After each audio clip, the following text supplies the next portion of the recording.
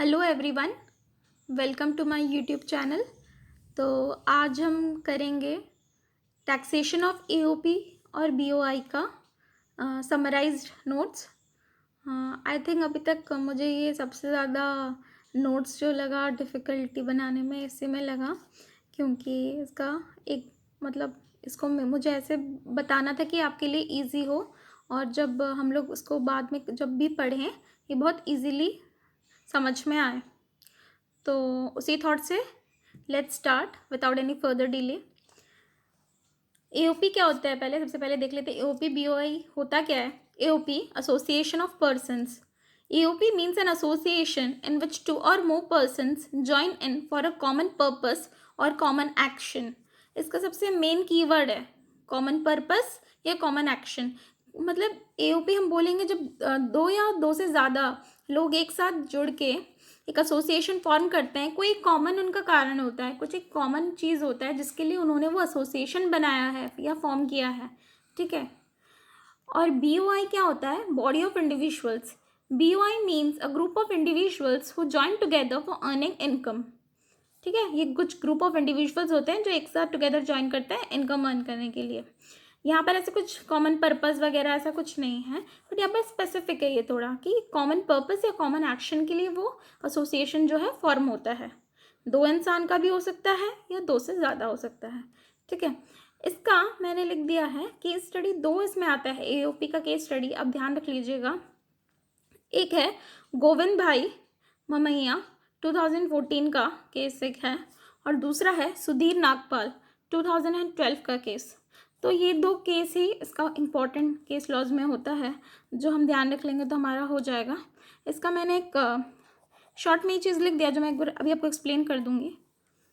The property came to the SSC possession through inheritance, that is by operation of law and not for common purpose or business, ठीक है। मतलब ये क्या था case कि एक फादर था जिनके तीन बच्चे थे। तो वो फादर जो फादर वो मर गए, तो इनहेरिटेंस में तीनों बच्चों को कुछ लैंड मिला, तो वो लैंड उन पे डिवाइडेड हो गया। तो वो लैंड क्या हुआ, गवर्नमेंट एक्वायर कर लिया।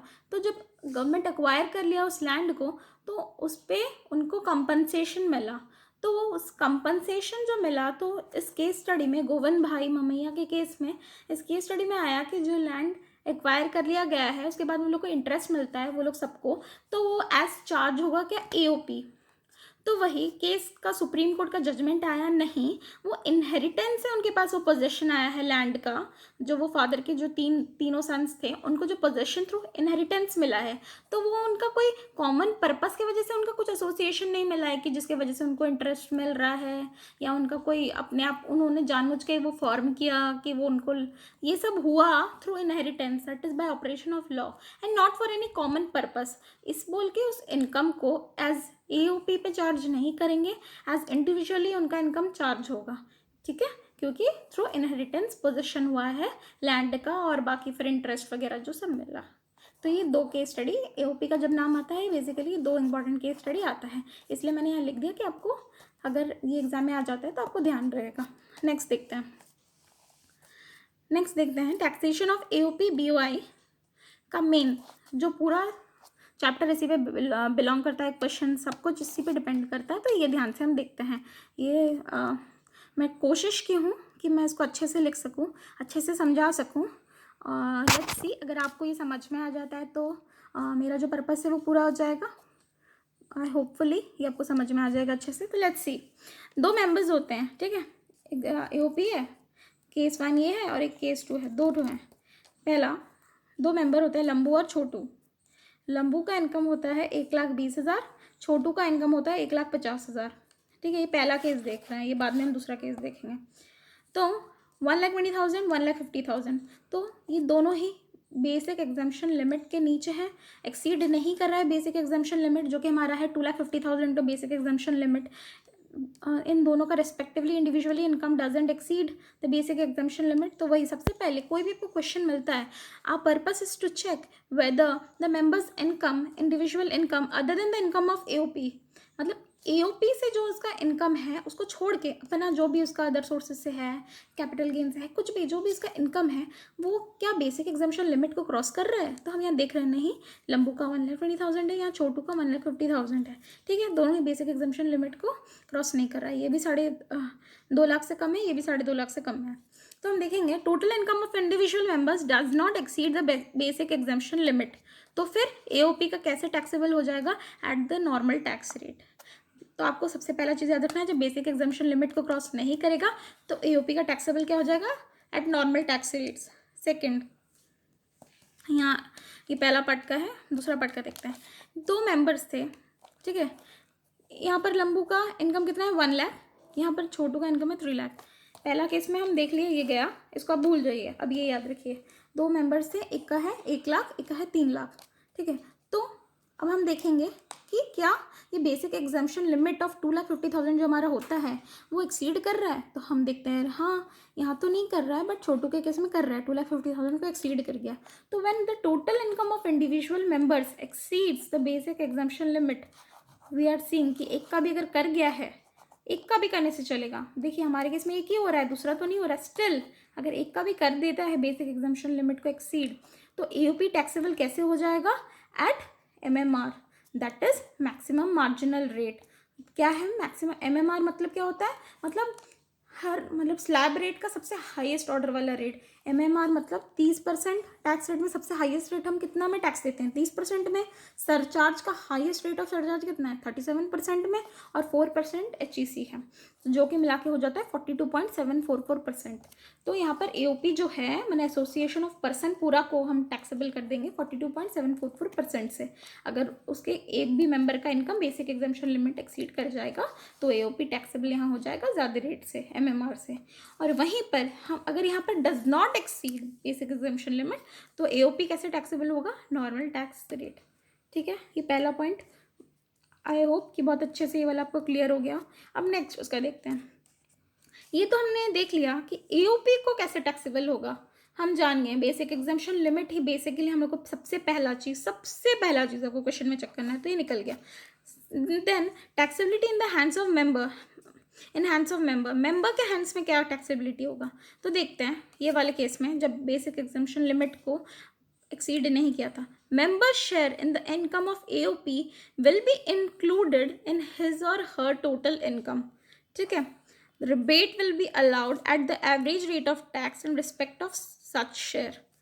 एक बार देख लेना, मैंने उसका एग्जाम्पल छोटा सा लिखा है, फिर उससे समझ लेंगे। और इस केस में क्या होगा टैक्सेबिलिटी?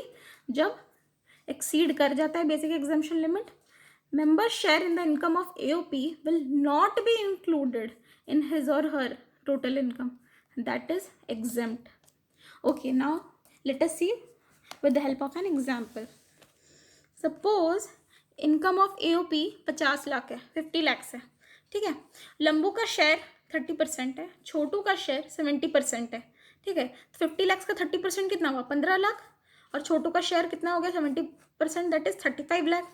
50 lakhs दोनों का डिवाइड कर लिए, मतलब लंबू को 15 लाख इनकम है और छोटू को 35 लाख इनकम है। हम जान गए 15 लाख और 35 लाख। अब हम यहाँ पर फिर से आते हैं, तो ये बोल रहा है जब यहाँ पर जब बेसिक एग्जाम्पशन लिमिट एक्सीड नहीं होता है, तब जो मेंबर का शेयर है, मेंबर का शेयर क्या है? 15 लाख और 35 लाख इन the income of AOP will be included in his or her total income. तो यहाँ पर हम देखेंगे कि जो 15 लाख और 35 लाख है, ठीक है, इन वो लोग मेंबर्स लोग का, मतलब लंबू और छोटू का एओपी के इनकम में, एओपी का इनकम क्या था? 50 लाख। उनमें से वो लोग का शेयर क्या हुआ?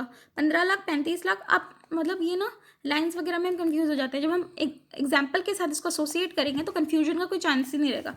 तो ये बोल रहा है कि वो 15 लाख और 35 लाख वो लोग का जब हम उनके टोटल इनकम में इंक्लूड हो जाएगा, मतलब कि उनका कुछ होगा कि इनकम फ्रॉम अदर सोर्सेज उनका कुछ होगा, या कैपिटल गेन से इनकम कुछ होगा, प्लस अब ये जो इनकम है एओपी का शेयर, रेस्पेक्टिव शेयर उनका 15 लाख, जैसे हम जब निकाल होंगे लंबू का तो उसमें प्लस 15 लाख भी करेंगे, वो ऐड हो जाएगा उसका टोटल इनकम निकालने के टाइम में, और उसके बाद उसका रिबेट मिल जाएगा at average rate of tax in respect of such share.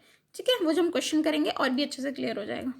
Next है यहाँ पर क्या हो जाएगा, यहाँ पर नहीं इंक्लूड होगा, मतलब वो जो 15 लाख और 35 लाख है, जब MMR से AOP को टैक्सेबल होता है तब वो 15 लाख और 35 लाख टोटल इनकम में इंक्लूड नहीं होगा, उसमें हम एग्जेम्प्ट कर देंगे, because already MMR highest rate of tax में AOP टैक्स दे चुका है, तो वो मेंबर्स को टैक्स देने का उस पर कोई ज़रूरत नहीं है।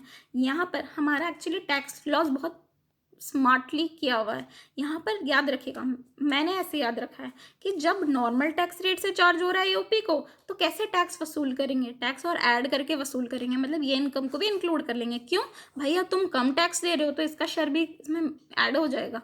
पर यहाँ पर जब ऑलरेडी सारा टैक्स वसूल कर चुका है, MMR पे AOP को ऑलरेडी टैक्स कर चुका है, AOP से तो इतना ऑलरेडी खर्चा ले चुका है, उसके बाद तो यहाँ पर उसको मेंबर्स को एग्जम्पशन दे दिया तो क्या ही फर्क पड़ जाएगा, ऑलरेडी तो अच्छे से हाईएस्ट रेट ऑफ स्लैब से टैक्स वसूल हो चुका है। सो मैंने तो ऐसे याद रखा है, जब नॉर्मल होगा तब इसका शेयर क्या इंक्लूड हो जाएगा, जब MMR होगा तो शेयर एक्सक्लूड हो जाएगा मेंबर का। आई होप ये आपको अब याद रहेगा। चलिए आगे देखते हैं, अब इजी पार्ट है सब। Interest, remuneration, bonus, commission paid by AOP BOI।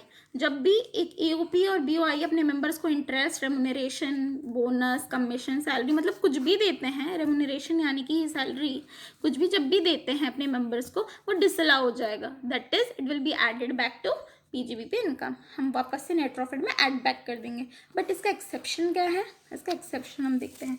इसका एक्सेप्शन है, जब हम ये पार्टनरशिप में भी देखे थे same cheese, members on individual capacity receives interest on representative capacity, या फिर members on representative capacity receives interest on individual capacity. इस केस में क्या है, इंटरेस्ट इज अलाउड, यहाँ पर इंटरेस्ट डिसअलाउ नहीं होगा। अगर इंडिविजुअल कैपेसिटी में रहकर रिप्रेजेंटेटिव कैपेसिटी में इंटरेस्ट मिल रहा है या वाइस वर्सा, उस केस में इंटरेस्ट अलाउ हो जाएगा, यहाँ पर हम डिसअलाउ नहीं करेंगे। नेक्स्ट हम देखते हैं, in case of both interest received and interest paid, ठीक है, net interest shall be disallowed. मतलब कि आप अपने मेंबर को इंटरेस्ट भी दे रहा है, मतलब AOP अपने मेंबर को इंटरेस्ट भी दे रहा है और AOP को अपने मेंबर से कुछ इंटरेस्ट मिल भी रहा है, तो उस केस में क्या होगा, नेट जो फिगर है वो डिसअलाउ हो जाएगा। एग्जाम्पल मैंने लिख दिया है कि सपोज AOP ने इंटरेस्ट दिया अपने मेंबर को 10,000 रुपये, ठीक है, लंबू, सपोज लंबू को 10,000 रुपये दिया है, अब वो लंबू से ही उसे इंटरेस्ट कितना मिल रहा है कोई चीज़ पे, 4,000 रुपये, तो नेट इंटरेस्ट कितना हो जाएगा, 10,000 माइनस 4,000, 6,000 एक्स्ट्रा दिया है, तो वो नेट जो है वो डिसअलाउ हो जाएगा, ठीक है। और लास्ट पॉइंट क्या है, लास्ट पॉइंट है, losses of AOP BOI shall be carry forward bye such AOP BOI only. मतलब इसमें मेंबर्स को कुछ भी लॉस कैरी फॉरवर्ड वगैरह नहीं करना है, जो भी AOP BOI का लॉस है वो सिर्फ AOP BOI ही कैरी फॉरवर्ड वो लॉस को करेगा। तो आई होप मैंने जस्टिस किया है इस चैप्टर को आपको समझाने में, और ये वाला chapter was the I think the most difficult one, जिसमें मुझे पर्सनली इसको थोड़ा डिफ़िकल्ट लगा नोट्स वगैरह बनाने में। तो आई होप ये आपको अच्छे से समझ में आया होगा, और अगर फिर भी आपको कुछ डाउट लगता है तो आप कमेंट सेक्शन में पूछ सकते हैं। एंड आई थिंक मुझे विजय ने कहा था ये चैप्टर समझाने के लिए, तो आई होप विजय आपको समझ में आया होगा, और बाकी सब भी जो भी देख रहे होंगे सबको समझ में आए। और अगर आपको वीडियो अच्छा लगता है तो do like the video and do share it with your friends, and please एक दूसरे को हमेशा हेल्प करिए जहाँ पर भी डाउट आता है। Let's not get into competition की कंपटीशन है कि बहुत लिमिटेड पास परसेंट है, ये सब बाद में आता है। बट सबसे पहले अगर आप किसी को हेल्प कर सकते हो तो आपका नॉलेज उससे कम नहीं होगा, तो do help each other. And आज मैं आपको सब्सक्राइब करने नहीं बोलूँगी, सब्सक्राइब करने के लिए अभी जस्ट फॉर फन हम देखिएगा कौन बोलता है। So do watch my video and thank you so much. देखिए, एक तो बेसिक ट्रिक है, एक तो लाइक और शेयर ठोक दीजिए, महाकाल का लाइक और शेयर ठोक दीजिए। पूरा साल मेहनत करता हूँ आपके लिए बेटा, ऐसा नहीं चलेगा, ऐसा नहीं चलेगा।